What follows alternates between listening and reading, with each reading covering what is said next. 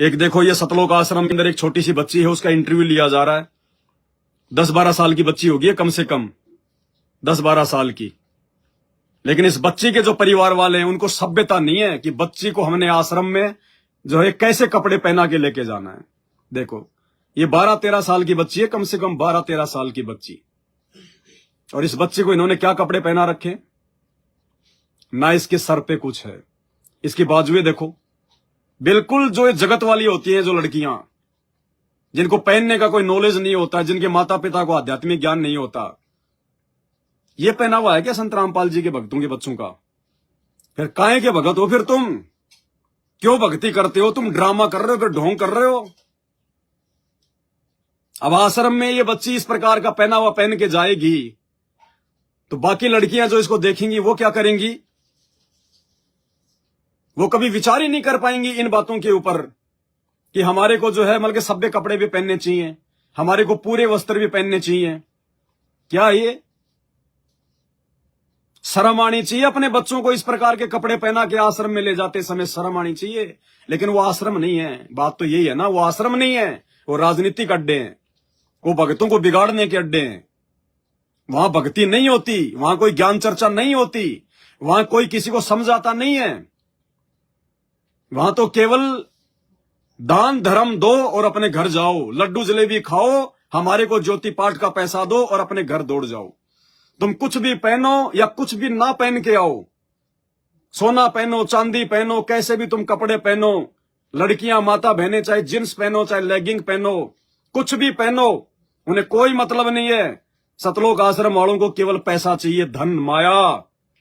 भाड़ में जाओ समाज, भाड़ में जाओ। ये भगत क्या सीखेगा भगत समाज इससे? इंटरव्यू सुन लो इसका, क्या है, क्या बोल रही है, क्या ज्ञान दे रही है। अब इस बच्चे की गलती नहीं है, ये तो बेचारी नादान है, ये तो अबोध है, इसको क्या पता है इसको ज्ञान का। ये तो अपने माता पिता के देखा देखी जुड़ गई। अब इसके माता पिता को विचार करना चाहिए ना, हम क्या पहना रहे हैं इसको।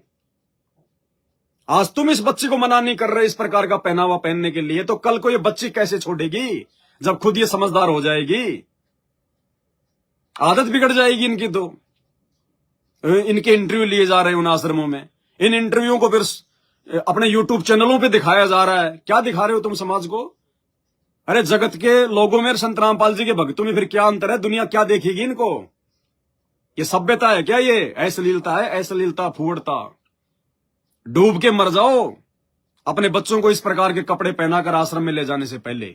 ज्ञान नहीं है।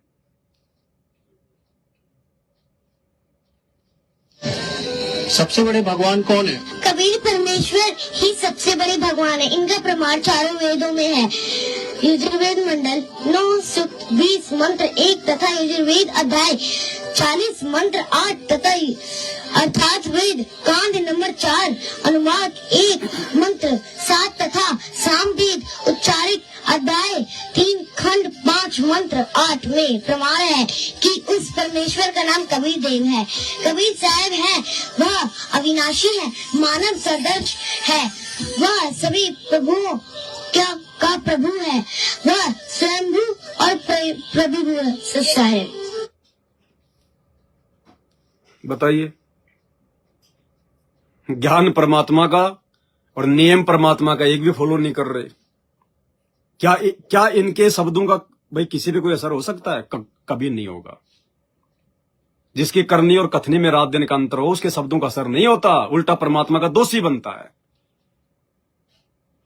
इस इंटरव्यू लेने वाले व्यक्ति को इसको मना कर देना चाहिए था, इसके माता पिता को मना कर देना चाहिए था कि पहले अपने बच्चे को जो है कपड़े पहनने सिखाओ, पहले अपने बच्चों को जो है कि भगत बनाओ, ज्ञान बाद में बांटना। इसका इंटरव्यू नहीं लेना चाहिए था, और ले लिया तो इसको डालना नहीं चाहिए था, इसको दिखाना नहीं चाहिए था। लाखों लाख लोग इस बच्ची को देखेंगे, क्या सीखेंगे भगत? कोई मर्यादा है या नहीं है? तो ये दया भी परमात्मा ने सत्सेवकों के ऊपर बख्शी हुई है। हमारे छोटे छोटे बच्चे भी पूरे कपड़े पहनते, पूरे कपड़े। साथ संगति से जुड़े हुए कोई भी भाई बहन ना तो जींस पहनते, ना टाइट टी शर्ट वगैरह पहनते, ढीले ढाले कपड़े माता बहनें पहनती है, और अपने बच्चों को साथ संगति में आते जाते समय नहीं, अपने घर पर भी बिल्कुल सभ्य कपड़े पहनाती हैं, पूरे कपड़े पहनाती हैं। ये जगत वालों की तरह अपने बच्चों का ड्रामा नहीं निकालते हम लोग। हमने अपने गुरुदेव को प्रसन्न करना है, नाराज नहीं करना है। कब सिखाओगे इनको? ये 40 साल की हो जाएगी, 20 साल की हो जाएगी, तब सिखाओगे इसको। तब तो तुम्हारी नानी बन जाएगी, ये कुछ नहीं मानेगी तुम्हारी। जब बचपन से तुम उनको नहीं सिखा रहे तो आगे चल के तुम्हारी क्या शिक्षा मानेंगे ये बच्चे? तो बच्चों को परमात्मा से दूर कर दोगे। एक तो तुम घर पे इनको कोई शिक्षा नहीं दे रहे, ऊपर से जब ये स्कूल में जाते हैं तो 8-10 घंटे जगत वाले बच्चों के बीच में रहते। वो जगत वाले बच्चे इसको ज्ञान समझाएंगे क्या आध्यात्मिक है? वो तो उल्टी सीधी बात करेंगे, उल्टा सीधा खाना पहनना बताएंगे। तो ये बच्चा कहां से सुधरेगा? जगत में जाएगा तो जगत वाला ज्ञान, घर में रहेगा तो घर में कोई परमात्मा का ज्ञान नहीं, कोई परमात्मा की कोई मर्यादा नहीं, खान पीन का कोई जो है कोई सिस्टम नहीं। तो क्या समझेंगे ये बच्चे आगे चल के? फिर कैसे सुधरेंगे ये बच्चे? इन विशेष ऑडियो में परमात्मा बार बार ये तो कहते हैं कि इन बच्चों का भविष्य तुम्हारे ऊपर है। अगर सही नहीं चले और तुम्हारे बच्चे बिगड़ गए तो तुम परमात्मा के दोषी हो जाओगे, बार बार कहते हैं गुरुजी। तो इन आश्रमों में भाई और बहनों कोई सभ्यता नहीं है, कोई शालीनता नहीं है, कोई ज्ञान चर्चा नहीं है, मर्यादाओं को लेकर एक दूसरे के साथ कोई बातचीत नहीं की जाती है।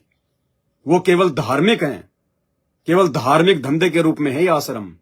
ज्योति पाठ का पैसा, दान का पैसा, भाड़ में जाओ भक्ति, भाड़ में जाओ भगत।